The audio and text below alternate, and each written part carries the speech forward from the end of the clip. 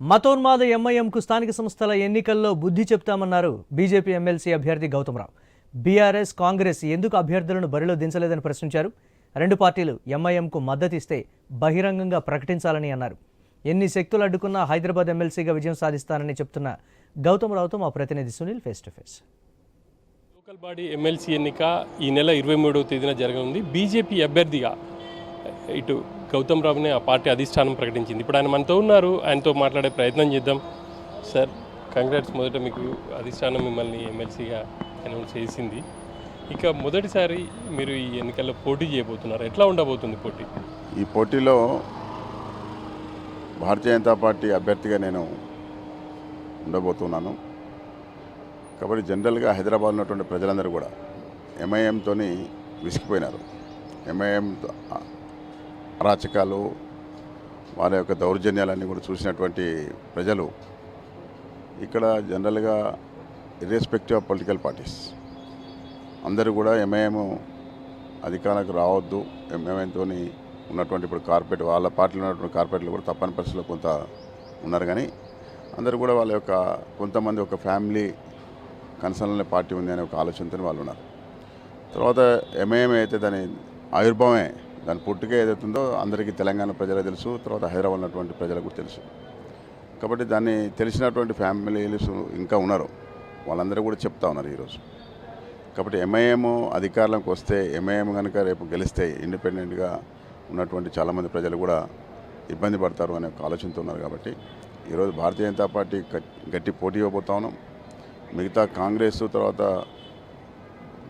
BRS వాళ్ళతో ఉన్నటువంటి లోపాయకార ఒప్పందం కారణంగా వాళ్ళేం క్యాండిడేట్ పెట్టాల. కాబట్టి ఈరోజు ఉన్నటువంటి ఆ పార్టీలో ఉన్నటువంటి అభ్యర్థులు కూడా చాలామంది ఇది అన్యాయం అని చెప్పి మాట్లాడుతున్నాం మాతో.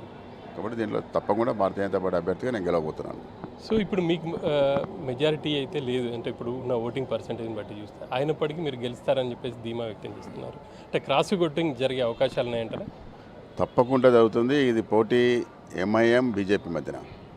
కాబట్టి ఎంఐఎం బీజేపీ మధ్యన పోటీ అనుకున్నప్పుడు ఈ ఎంఐఎంకి ఎట్లా ఓటేస్తారని చెప్పి ఈరోజు ఆత్మావలోకనం చేసుకోవాలా. ఎంఐఎంని అధికారం తీసుకురావడానికి ఉన్నటువంటి బీఆర్ఎస్లో ఉన్నటువంటి, కాంగ్రెస్లో ఉన్నటువంటి వాళ్ళ పార్టీ బయటికి మాట్లాడకుండా అక్కడ ఉన్నటువంటి ఉన్నారు ఈరోజు కార్పొరేటర్స్, ఎమ్మెల్యేస్ కూడా ఎట్లా ఎంఐఎంను సమర్థిస్తారు అని చెప్పి నేను అడగబోతా ఉన్నాను. కాబట్టి ఆ ప్రజల తరఫున, హైదరాబాద్లో నివసిస్తున్న ప్రజల తరఫున అడగబోతా ఉన్నాను. ఇప్పుడు ఆ రెండు పార్టీలు కూడా, ఇటు కాంగ్రెస్ కావచ్చు, అదేవిధంగా బీఆర్ఎస్, రెండు కూడా అభ్యర్థి నిలబడకుండా పోటీకి దూరంగా ఉంటున్నామని చెప్పేసి చెప్పారు కదా. ఇప్పుడు మీరు క్రాస్ ఓటింగ్ ఎట్లా అని చెప్పేసి మీరు మీ అంచనాలు? ఎందుకు పోటీకి దూరం ఉంటున్నారు, ఎందుకు ఓటింగ్ రావట్లేదో చెప్పాలా పార్టీలు ఈరోజు. లేదంటే ఎంఐఎంని మేము సమర్థిస్తున్నామని చెప్తారా, లేదంటే ఎంఐఎంని ఓడగొడతామని చెప్తారా, ఎవరిని లేకుంటే బీజేపీని ఓడగొట్టి ఎంఐఎంని గెలిపిస్తామని చెప్తారా?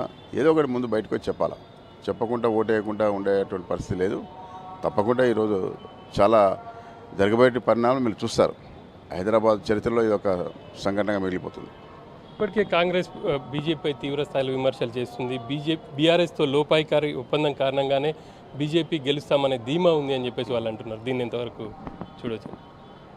ఎవరితో, ఏ పార్టీతో లోపాయికారి ఒప్పందం లేదు.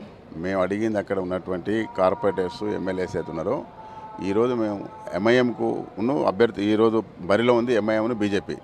కాబట్టి నువ్వు ఎంఐఎంకి వేస్తావా, బీజేపీకి వేస్తావా, బీజేపీ అభ్యర్థికి నన్ను గెలిపిస్తావా, అదే అడగబోతున్నాను. ఇంకొకటి, మీ ఉనికి కోసమే పోటీ చేస్తున్నారు, మీకు మెజారిటీ లేకపోయినప్పటికీ అని అంటున్నారు. ఉనికి కోసం చేస్తున్నారా, లేకపోతే రానున్న మళ్ళీ ఎలక్షన్స్, జిహెచ్ఎంసీ ఎలక్షన్ దృష్టిలో పెట్టుకొని పోటీ చేస్తున్నారా? వీటికి సంబంధించి మీరేం చెప్తారు? ఉనికి అనేది లేదు. ఈరోజు భారతీయ జనతా పార్టీ మొత్తం భారతదేశం అంతా కూడా ఈరోజు అధికారంలో ఉన్నాం. తర్వాత తెలంగాణలో కూడా చాలా ఎమ్మెల్యే, మన జరిగినటువంటి ఎమ్మెల్యే ఎలక్షన్లు కానివ్వండి, ఎంపీ ఎలక్షన్లు కానివ్వండి, ఎమ్మెల్సీ కానీ గెలిచినటువంటి పార్టీ. ఇక్కడ తెలంగాణ ప్రజలు ఈరోజు ఉన్నటువంటి కాంగ్రెస్ పట్ల కూడా విసిగిపోయి ఈరోజు రాబోయేటువంటి ఎలక్షన్లో బీజేపీ అధికారం రావాలని చెప్పి కోరుతూ ఉన్నారు. కాబట్టి ఆ పరిణామాలు మేము నిలబడుతున్నాం. కాబట్టి మాకు మెజార్టీ లేదు అని కాదు. కాబట్టి ఈరోజు ఉన్నటువంటి ఎంఐఎం మతోన్మాద పార్టీకి అడ్డుకట్ట వేయాలని ఒక ఆలోచనతో మేము బరిలోకి వచ్చాం. తప్పకుండా అది ముందు పెడతాం. ఈ యొక్క మెజారిటీ ప్రజలు అయితే ఉన్నటువంటి ప్రజల తరఫున మేము ఒక ప్రతినిధిగా రేపు రాబోయేటువంటి ఎలక్షన్ పోతున్నాం. 2 దశాబ్దాల తర్వాత హైదరాబాద్ ఎమ్మెల్సీకి ఎన్నిక జరగబోతూ ఉంది. ఇటు ఎంఐఎం పోటీలో ఉన్న కారణంగానే బీజేపీ ఉంటుంది అనే దానికి ఆరోపణలకు కావచ్చు, విమర్శలకు మీరేం సమాధానం? డెఫినెట్గా ప్రజాస్వామ్యంలో ఏదైతే కొంత లోపాయకార ఒప్పందాలు వాళ్ళు పెట్టుకొని ప్రజల మనోభావాలకు దెబ్బతీసే విధంగా ప్రజల యొక్క ఆలోచన విధానానికి వ్యతిరేకంగా అయితే చేస్తూ ఉన్నారో దాన్ని తప్పకుండా ప్రజల ముందు నిలబెడతాం. తప్పకుండా ఈరోజు ఉన్నటువంటి వాళ్ళ ప్రజాప్రతినిధులుగా ఎవరుతున్నారో ఏ ప్రజలైతే వాళ్ళు ఎన్నుకున్నారో కాబట్టి వాళ్ళ అనుకూలంగా వాళ్ళ అభిరుచి మేరకు రాబోయేటువంటి ఎలక్షన్ కూడా సపోర్ట్ చేయాలని చెప్పి అడుగుతాం. మొత్తం మీద అయితే చాలా కాన్ఫిడెన్స్తో ఉన్నారు.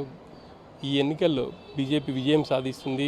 ఇటు బీఆర్ఎస్ కావచ్చు, కాంగ్రెస్ రెండు కూడా ఇటు ఎంఐఎం వైపు ఉంటారా, బీజేపీ వైపు ఉంటారా, మతోన్మాద పార్టీలకు ఓటేస్తారా, ప్రజాప్రతినిధులు డిసైడ్ చేసుకోవాలి అని చెప్పేసి కూడా కోరుతా ఉన్నారు. మొత్తం మీద చూస్తే ఖచ్చితంగా గెలుపుపై మాత్రం చాలా ధీమానైతే వ్యక్తం చేస్తున్నారు. కెమెరామెన్ నవీన్తో సునీల్, ఐ న్యూస్, హైదరాబాద్.